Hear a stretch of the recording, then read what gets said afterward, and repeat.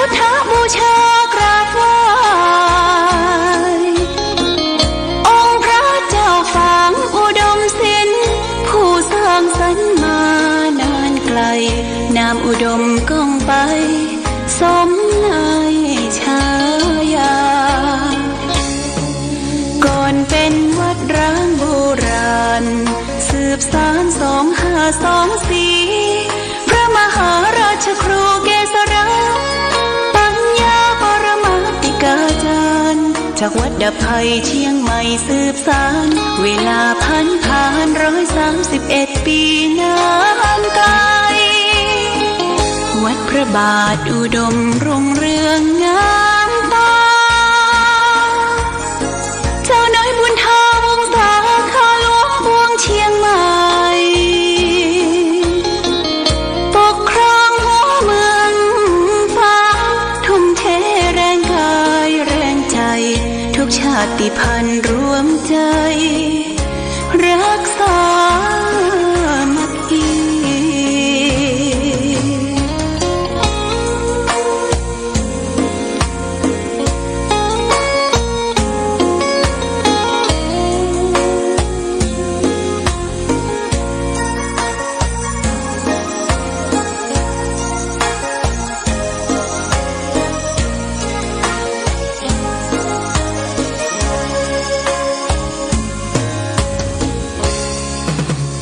เป็นวัดร้างโบราณสืบสาน2524พระมหาราชครูเกษราปัญญาปรมาติกาจารย์จากวัดดับภัยเชียงใหม่สืบสานเวลาผ่าน131 ปีนานไกลวัดพระบาทอุดมรุ่งเรืองงามตาเจ้าน้อยบุญธาวงศาข้าหลวงพวงเชียงใหม่ปกครองหัวเมืองฟ้าทุ่มเทแรงกายแรงใจทุกชาติพันธุ์รวมใจรักษามัคคี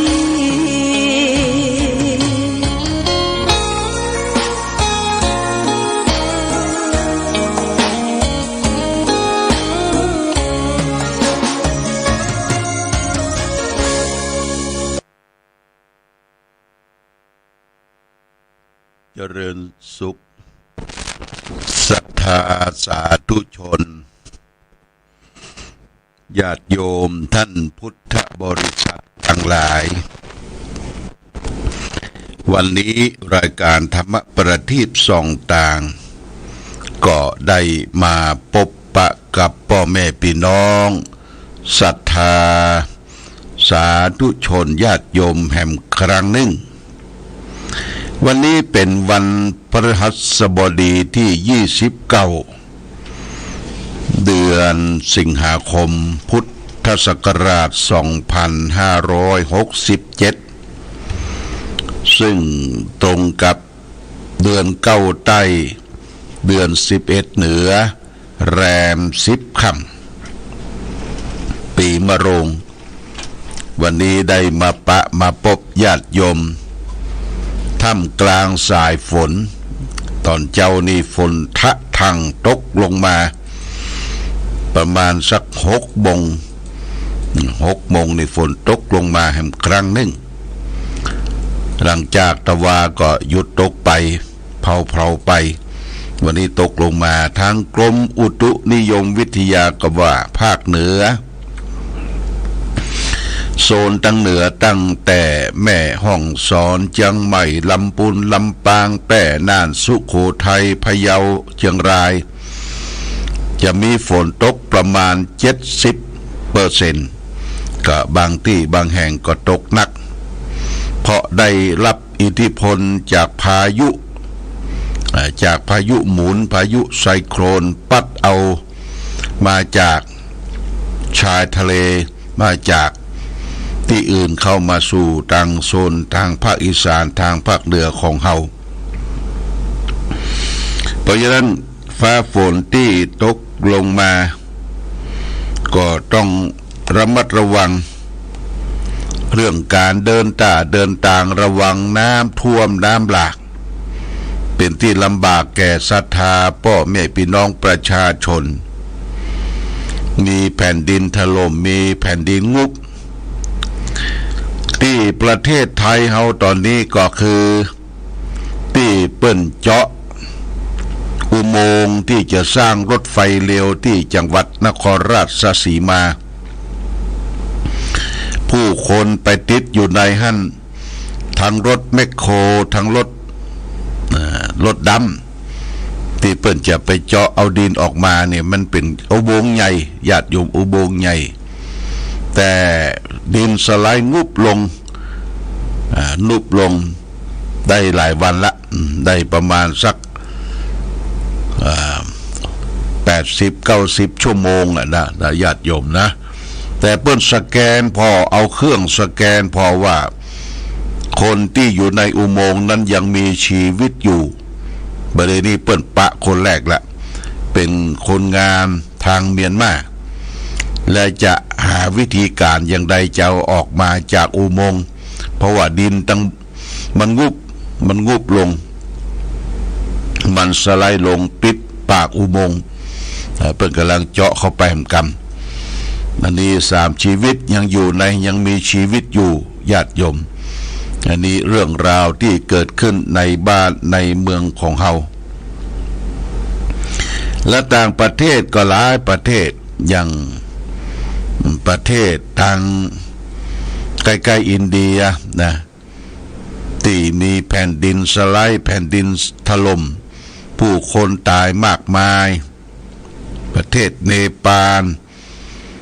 ประเทศอัฟกานิสถานต่างๆเนี่ยญาติโยมนะมันแบบปกติเพราะว่าฝนตกลงอย่างหนักที่มันรับกระทบกระเทือนจากฟ้าฝนนี่ก็เพราะว่ามีพายุไซโคลนพายุหมุนจากทะเลสู่เข้าผืนแผ่นดินมันก็เกิดไปหลายที่หลายต่างเราก็ต้องระมัดระวังแม้กระทั่งบนเครื่องบินญาติโยมนะบนเครื่องบินเข้าไปที่ไหนจะมีพายุอยู่บนฟ้านี่นะบางทีตกหลุมอากาศจนทำให้เกิดอุบัติเหตุบนเครื่องบินก็ยังมีอาตมาเคยประสบครั้งหนึ่งบินจากอินเดียมาประเทศไทยมาตกหลุมอากาศวูบวาบโอ้เป็นที่น่าพันพึงกลัวนะแต่เครื่องบินใหญ่นี่ก็สามารถบังคับเอามาลงได้ในท้องถิ่นของสนามบินในเมืองไทยอันนี้เป็นเรื่องของดินฟ้าอากาศที่เป็นธรรมชาติเกิดขึ้นบ้านเฮาเมืองเฮาบ่ไปทำลายธรรมชาติบ่ไปทดลองปรมาณูบ่ไปทดลองยิงขีปนาวุธอย่างต่างๆนี่มันก็ธรรมชาติก็บ่ทำลายเรามีประเทศหนึ่งประเทศเกาหลีเหนือเนี่ยได้ยินข่าวอยู่บ่อยๆว่าทดลองระเบิดปรมาณูทดลองขีปนาวุธการทดลองนั้นสร้างอำนาจคือแก่การปกครองเพราะเกาหลีเหนือปกครองโดยระบอบยึดอำนาจเรียกว่าอัตตาธิปไตยเอาตนเองเป็นใหญ่แล้วก็ปกครองในระบบเดียวระบบคอมมิวนิสต์เนี่ยญาติโยมก็ทำให้ประชาชนผู้คนลักลอบหนีออกประเทศถ้าไปต่างประเทศจีนก็จับปิกขึ้นมาส่งขึ้นมาถ้ามาสู่ที่ประเทศเกาหลีใต้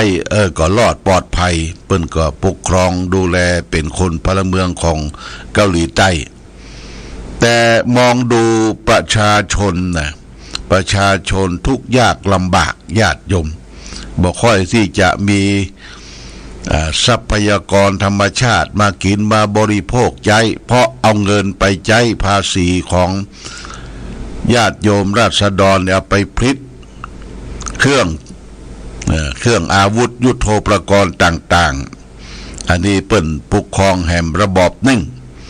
ระบอบคอมมูนส่วนบ้านเฮานี่ปกครองในระบอบประชาธิปไตยประชาธิปไตยก็คือมีการเลือกเอาตัวแทนของเราและท่านทั้งหลายเข้าไปนั่งในสภาเป็นพรรคต่างๆเพื่อจะได้เป็นปากเป็นเสียงอู้จาในสภาผู้แทนราษฎรบัดนี้เพิ่นเลือกตั้งนายกอุ้งอิงซึ่งเป็นลูกของท่านนายกทักษิณได้เป็นนายกเลือกแล้วแต่ก็จะต้องถวายสัตตปฏิญาณเอาคณะรัฐบาลนี่ไปถวายสัตตปฏิญาณตนต่อพระบาทสมเด็จพระเจ้าอยู่หัวและก็แถลงนโยบายต่อรัฐบาลเนี่ยเมื่อกี้วันเนี่ยเพิ่นจะแถลงนโยบายรัฐบาลว่าใครคนใดเป็นรัฐมนตรีอย่างนี้เขาก็ฟังข่าวเสพข่าวดูข่าวเพื่อเป็นข้อมาประดับสติปัญญาการเมืองก็คือการบ้านเฮาและญาติโยมถ้าการเมืองดีเศรษฐกิจดีหมู่เฮาก็อยู่ดีมีสุขมีเงินมีทองในปัจจุบันนี้เงินทองมันเขี่ยมหายากเราก็ต้องประหยัดอดออมช่วยกันจะไปกินจ่ายสุรุ่ยสุร่ายอันนี้ก็แจ้งญาติโยมท่านสาธุชนทั้งหลายรับทราบแต่ประการเรื่องข่าวที่โด่งดังกันก็คือเรื่องการกินเหล้ายาดองญาติโยมกินเหล้ายาดองเหตุเกิดที่กรุงเทพนะเปิ้นมีซุ้มเหล้ายาดองการจะเอาเหล้ามาดองมาอย่างเนี่ยทำให้เอาแอลกอฮอล์เมทิลแอลกอฮอล์เนี่ยมาผสมกับน้ำมาผสมกับสมุนไพรดองให้แก่ผู้คนกินนะเสียชีวิตไปตอนนี้7 คนแล้วเนอะญาติโยมยังป่วยอยู่ในห้อง ICU แห่งประมาณ10 กว่าคนเพราะฉะนั้นเหล้าเถื่อนเหล้ายาดองนี่เป็นพิษเป็นอันตรายต่อสุขภาพร่างกายของเฮาทางราชการบ้านเมืองประกาศว่าถ้าเรากินเหล้าดื่มเหล้ายาดองเหล้าเถื่อนเกิดเวียนหัวเกิดหน้ามืดเกิดจิตใจหวั่นไหวจิตใจสั้นรีบไปโรงพยาบาลบอกสาเหตุที่เกิดเพราะกินสุรายาพิษยาเหล้ายาดองอันนี้เปิ้นจะได้ช่วยอยู่ถ้าเอาไปอยู่บ่ไปโรงพยาบาลปล่อยให้มันมะมงสะสมมันซึมนะญาติโยมมันซึมมันออกฤทธิ์ก้อยออกฤทธิ์ไปอันนี้การประกาศของทางราชการบ้านเมืองก็ช่วยกันระมัดระวังสอดส่องพอกอยจะไปซื้อเหล้าเถื่อนเหล้ายาดองมากินโดยเฉพาะอย่างยิ่งคนตากตำทำงานนักคนหาเจ้ากินค่ำคนทำไร่ทำนาหมู่เฮาทั้งหลายเนี่ยบ่มีสตางค์ก็ไปซื้อเหล้ายาดองเหล้าเถื่อนมากินมันเป็นพิษเป็นภัยเนอะญาติโยมเป็นพิษเป็นภัยต้องระมัดระวังอย่างนี้เป็นต้น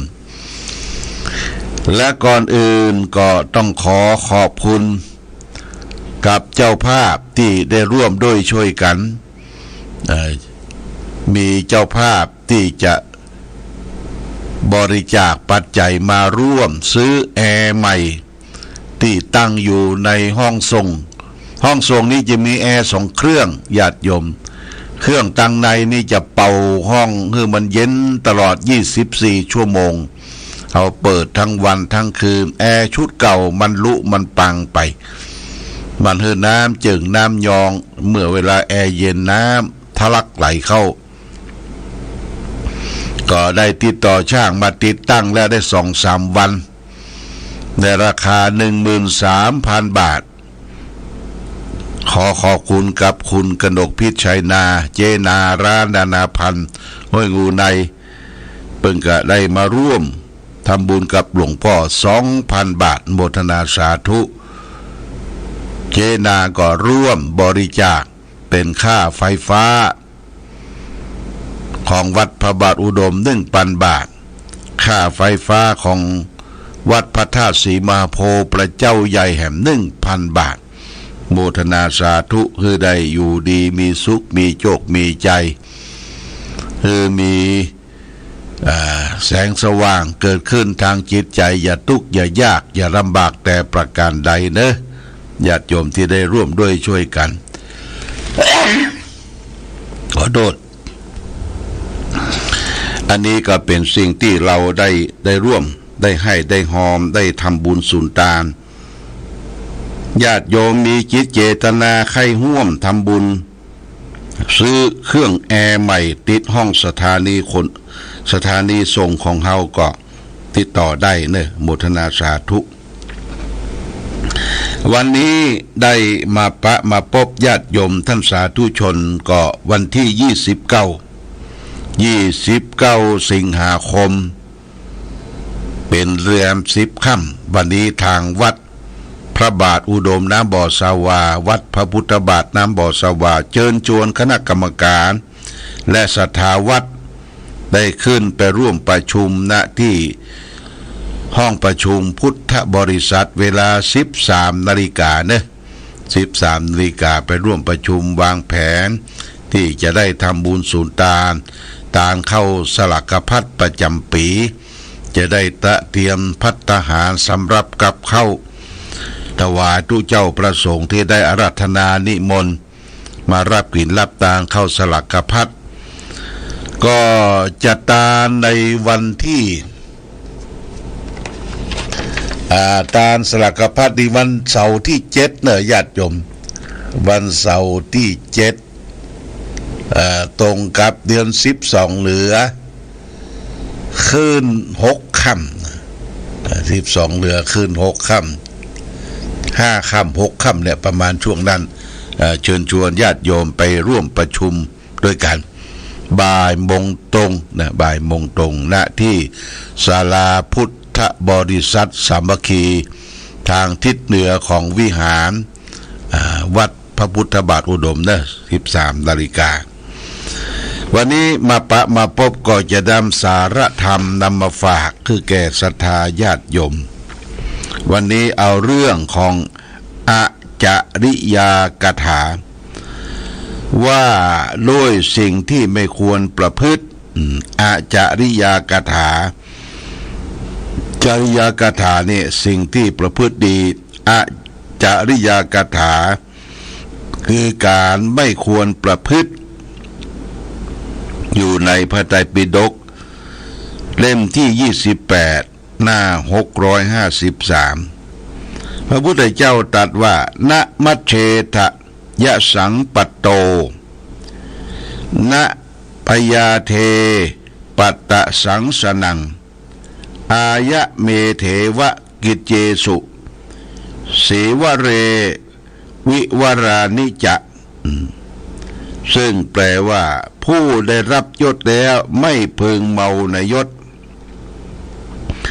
ถึงความสงสัยในชีวิตใกล้ตายก็ไม่พึงเดือดร้อนพึงพยายามร่ำไปในกิจที่ต้องทำอย่าพึงอุดช่องว่างทั้งหลายเสียนี่คืออันนี้เปิ้ลก็จะเตือนว่าสิ่งที่เฮาควรประพฤติเนี่ยว่าคนเฮาเมื่อได้รับยศถาบรรดาศักดิ์เปิ้ลแต่งตั้งก็ดีได้คัดเลือกก็ดีเป็นผู้นำเป็นพ่อหลวงบ้านเป็นพ่อกำนันเป็นนายกเทศมนตรีเป็นนายกองค์การบริหารส่วนตำบลเป็นสจ.สส.หรือรัฐมนตรีต่างๆเมื่อได้รับยศแล้วไม่พึงเมาในยศพึงเมาในยศก็ทำตนให้เป็นปกติแล้วก็บริหารกิจการงานที่เราได้พึงท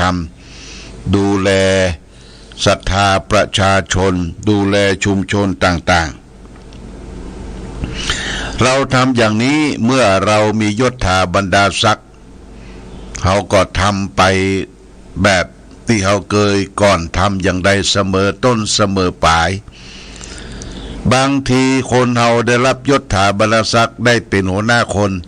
แล้วก็ทำตนเป็นเบ่งกำภาษาพื้นเมืองเป็นเบ่งถือว่ามียศถาบรรดาศักดิ์ที่จริงก็พี่น้องประชาชนเป็นผู้คัดเลือกแล้วจะไปเมาในยศในลาภสรรเสริญสุขของตนเองคือพึงทำหน้าที่ของตนเองบางทีบางท่านก็ทำตนแบบคนติดดินยังทำได้หมดแม้กระทั่งว่ากลางตรงกลางเต้นทำอย่างบริการแก่ชุมชนพี่น้องประชาชนอันนี้ก็คือเป็นผู้ที่ทำตนเสมอต้นเสมอปลายทำกิจพยายามทำสิ่งนั้นอยู่ร่ำไปย่องอุดช่องว่างระหว่างคนชุมชนต่างๆ เมื่อมีช่องว่างตัวบุคคลแล้วก็อย่างที่เขาเล่าลือเล่าขานกันว่า